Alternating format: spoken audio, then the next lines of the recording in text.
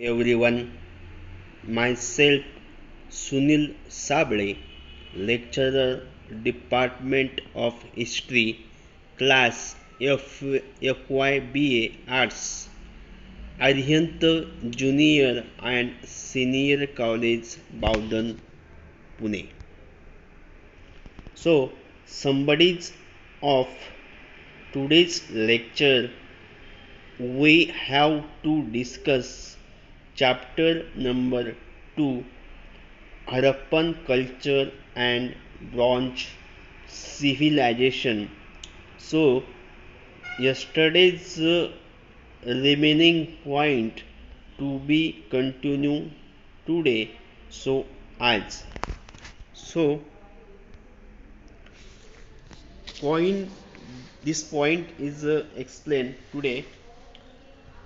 The the ruins and various evidence of Harappa and Mohenjo-daro along with other sites reveal a great deal about the socio-cultural life of the people of Indus Valley.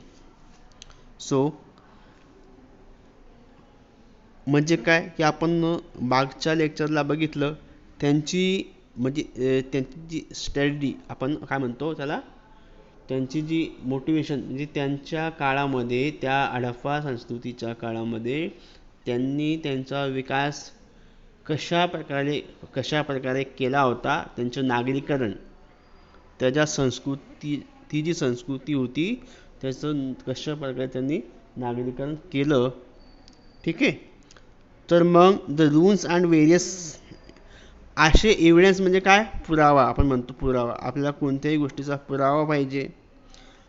जर कोणी काही म्हटलं कोणतीही गोष्ट समजा आपल्याला सांगितली तरीही आपण त्याचा एव्हिडन्स म्हणजे काहीतरी पुरावा मागत असतो. म्हणून हडप्पा आणि मोहेंजोदडो ह्या ज्या दोन संस्कृती ह्या ज्या तेव्हाच्या ह्या दोन कल्चर तेव्हाचे हे दोन कल्चर त्यावेळेस अस्तित्वात होते का नाही. आता इतिहासामध्ये त्यांची नोंद आपल्याला दिसते. अनेक इतिहासकारांनी आपल्या विविध पुस्तकांमध्ये त्यांची माहिती दिलेली आहे. त्यांच्या आहाराविषयीची माहिती दिलेली आहे. ठीक आहे. त्यांनी कोणत्या प्राण्यांचे पालनपोषण केले, ते काय खायचे, ते कसे वागायचे, कोणते कपडे परिधान करायचे, या सर्व गोष्टी आपल्याला यांच्या इतिहासामध्ये आपल्याला दिसतात आणि आपण त्याचा अभ्यास करत असतो. सो म्हणून आपण आता याचा पुरावा काय आहे असं आपल्याला एक प्रश्न पडतो. So other site reveal a great deal about the socio cultural life. आपला जो सोशल लाईफ ऑफ हडप्पन कल्चर हा आपला लेक्चर आहे. सॉरी आपला हा पॉईंट आहे. तो सोशल लाईफ ऑफ हडप्पन कल्चर म्हणजे सामाजिक जीवन म्हणजे त्या हडप्पाकालीन लोकांचं सामाजिक जीवन त्यांची लाईफ कशी होती आपल्याला या पॉईंटमध्ये त्याचं एक्सप्लेनेशन करायचं आहे आणि हे आपल्याला बघायचं आहे. ठीक आहे. So an analysis of the findings gives us sufficient information about their highly developed social life. आता आपण जेव्हा त्या संस्कृतीचे एव्हिडन्स जर बघितले तर त्या एव्हिडन्सवरून आपल्याला आपल्याला दिसतं की त्यांची जी सोशल लाईफ म्हणजे त्यांची जी सामाजिक लाईफ होती ती अतिशय विकसित होती. ठीक आहे. So the civilization itself was a glorious glorious of people of various origins. आता आपण सुरुवातीलाच फर्स्ट लेक्चरमध्ये बघितलं आर्य लोक, असं असं खूप सारे इतिहासकारांनी म्हटलं आहे की तिथे आर्य लोकांची तिथं वस्ती असावी. ते जे शहर होते ते आर्य लोकांचं होतं. ठीक आहे. सो मग त्यांची जी लाईफ होती ती अतिशय डेव्हलप होती. म्हणजे त्यांच्या उगमापासून ॲज द सिव्हिलायझेशन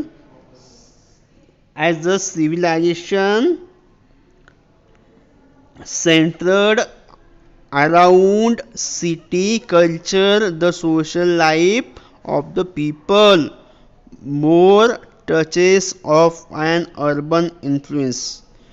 जशा एखाद्या शहरामध्ये ज्या फॅसिलिटीज असतात, ज्या सुविधा असतात, त्या सर्व सुविधा त्या काळी त्या हडप्पाकालीन संस्कृतीमध्ये, त्या हडप्पाकालीन शहरामध्ये होत्या. असं होतं.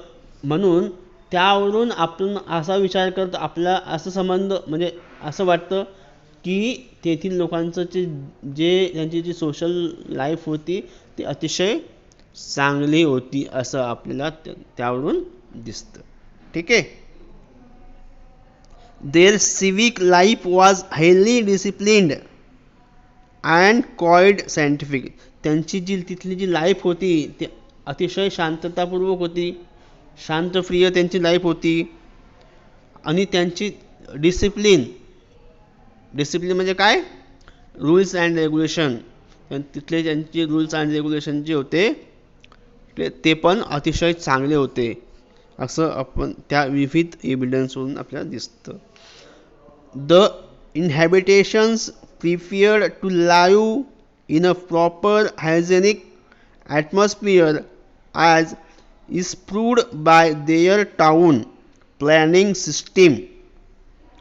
आता बघा, ज्यावेळेस आपल्याला काही पुरावे असे मिळतात की त्यांची जी घरं होती ती घरं, समजा फर्स्ट दरवाजा आपला जो फर्स्ट डोअर आहे तर मागच्या याला सुद्धा म्हणजे तिथली जी हवा, तिथले जे ॲटमॉस्फिअर होतं तिथली अशी घरं होती की त्या घरामध्ये एकदा हवा घुसली की चौफेर असं हवा त्याच्यामध्ये फिरायची. म्हणजे तिथलं जे ॲटमॉस्फिअर होतं ते पण अतिशय छान होतं, त्याच्यावरून आपल्याला दिसतं.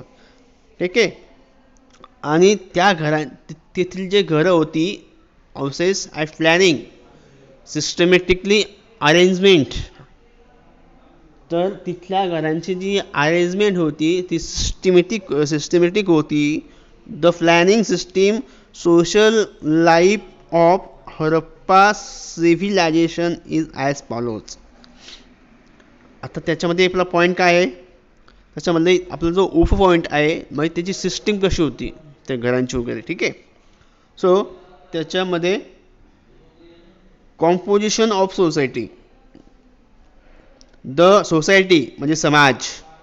The Harappan civilization was a civic culture indicating some sort of a social disposition in the society. The layout of the cities and material remains support this fact.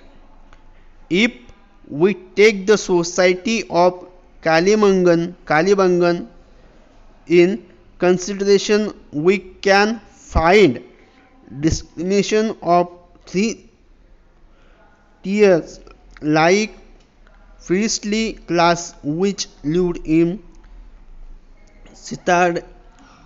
Sitabardi, the artisans and farmers of lower town and lower laborer class living outside the fortifications.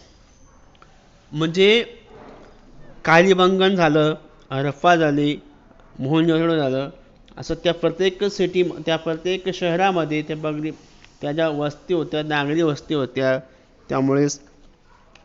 त्याच्यामुळे आता कालीबंगन म्हणजे तिथल्या घरांची रचना, तिथल्या ज्या आपण गटारी असतात म्हणजे आपलं सांडपाणी वाहून जाण्यासाठी जे बंदिस्त होत्या. ठीक आहे. सो मग त्या अशा कॉम्पोजिशन ऑफ सोसायटी म्हणजे समान त्या मोहनजोदडोच्या आसपास जेवढे समजा सोसायटी आहे होत्या, जेवढे गावं होती, त्यांची ती एकच अशी रचना केलेली होती त्यावेळेस. ठीक आहे. त्याच्यामध्ये नेक्स्ट पॉईंट आहे डायटरी हॅबिट्स, त्यांच्या सवयी. त्यांच्या the people use wheat, barley, Sindh and Punjab. Sindh आणि पंजाबमध्ये द पीपल यूज व्हीट म्हणजे गहू, बार्ली म्हणजे ते एक ज्वारीचा एक प्रकार असतो बार्ली. ठीक आहे. म्हणजे हे त्यांचं barley in Rajasthan, bajra rice Gujarat, peas in their food. They also included mustard, lines and edible oil and clarified butter in their preparation of food. आता जसं त्यावेळेस ते प्रिपरेशन ऑफ फूड, ठीक आहे, वनस्पतीपासून ते ऑइल, एडिबल ऑइल, खाण्यायोग्य म्हणजे खाण्यायोग्य ते एडिबल. ठीक आहे. असं ऑइल ते वापरायचे, मस्टर्डचं ऑइल, मस्टर्ड तसं ऑइल ते वापरायचे खायला वगैरे. ठीक आहे. तर हे आपल्या त्यांच्या सवयी होत्या, ते सारख्या होत्या सर्वकडे, त्यांच्या सवयी त्या सारख्या होत्या. ठीक आहे. सो मग नेक्स्ट पॉईंट काय आहे, ड्रेसिंग ड्रेसिंग अँड हेअरस्टाईल. त्यांचं ड्रेसिंग, त्याची केसांची जे केस रचना होती डोक्याची. सो फार the dress is concerned, women used to lower garment reaching up to their knees, whereas the men use waist cloth. The cloth were made of cotton manufactured from handloom industry. आता त्यांची जी त्यांचं dress म्हणजे त्याचा पेहराव वगैरे, कपड्यांचं पेहराव त्यांच्या आणि त्यांची हेअरस्टाईल, त्यांच्या केसाची रचना ही कशी होती हे आपल्याला बघायचं. ते कपड्यापासून, आता क्लोथमध्ये आता क्लोथ कसं बनतं, ते कापूस कॉटन जे असतं, कॉटनपासून कपडा बनतो आणि ते म्हणून ते रेशीम वगैरे जे आपले कपडे होते ते घालायचे. ठीक आहे. Of their logins knees, whereas the men use waistcloth. The cloth were made of cotton. So men combed in the middle of their ears and dyed them. जसं आपण हे आपल्या केसाची रचना जशी असते तशी ती त्यावेळेस त्याची रचना होत असायची. ठीक आहे. In one not behind the head they kept beard but removed the mustache. Women like men tied their hair in one knot and over various types of attractive headgears. So the profuse number of evidence of toiletry and ornaments indicate the inclination of both men and women for decorating their bodies with various methods. Especially women decorated their body by wearing fan-shaped headgear, head ornaments, ear ornaments, armlets, various types of garlands and necklaces, waist belts, earrings, etc. They were made of gold, silver, copper and ivory. त्या काळच्या ज्या स्त्रिया होत्या ते स्त्रिया अलंकार भूषित. अलंकार म्हणजे काय, आपले जे ऑर्नामेंट असतात त्या ऑर्नामेंटचं, आज जसं एखादी स्त्री ऑर्नामेंट घालते, कानातलं, आपण आपल्या भाषेत कानातलं, नाकातलं, ठीक आहे, अशा पद्धतीचं, हातामध्ये कडा, ठीक आहे, अशा प्रकारच्या आदिवासी म्हणजे आदिवासी टाईप. ठीक आहे, असे सर्व जे म्हणजे सोन्यापासून, चांदीपासून, ठीक आहे, ब्रॉन्झ, ठीक आहे, तांबा वगैरे हे जे आहे हे सगळं त्या सगळ्यापासून जे वस्तू बनतात, जे दागिने बनतात, ते सर्व दागिने त्यावेळच्या बाया घालायच्या. ठीक आहे, स्त्रिया घालायच्या, सॉरी. ओके. सो नंतर मग आपला सेकंड आपला पॉइंट आहे art. Okay. Harappan people expressed their artistic spirit through various art types using terracotta, copper, bronze, and stones. A beautiful sculpture of a dancer in bronze discovered from Mohenjo-daro beside small toys of ox, sheep, and bullock carts are worth noting. The bronze toys like bullock cart. आता तिथं त्याच्या खेळण्या असतात, खेळण्या त्या सुद्धा अनेक धातूपासून बनलेल्या होत्या. ब्रॉन्झ, पितळ, तांब, ठीक आहे, या अशा वस्तूपासून ते ते cattle, buffalo and Reno from Daimabad. आता दायमाबाद त्यावेळेस दायमाबाद हे एक एम पी एस सीच्या दृष्टीने एक एम पी क्वेश्चन आहे. असं होतं की हडप्पाकालीन संस्कृतीमध्ये म्हैस म्हणजे म्हैस कोणत्या शहरामध्ये आढळायची, तर त्याचं उत्तर आहे दायमाबाद. हा प्रश्न खूप वेळास एम पी एस सीच्या एक्झाममध्ये, यू पी एस सीच्या एक्झाममध्ये विचारला गेला आहे. ठीक आहे.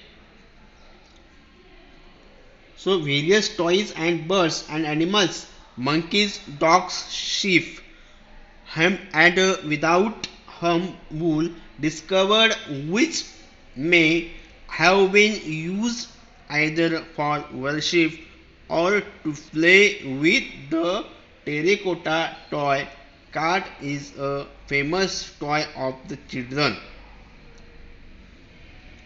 कार्ट म्हणजे गाडी, आपण क्राफ्ट, पण ते जे गाडी असते छोट्या मुलांची, ते फेमस खेळणी त्यावेळेसची होती. So the artist growth of the Harappan can be seen on the figures of the seals too. So okay, मग remaining chapter will be continue tomorrow in part 4. So thank you for watching video.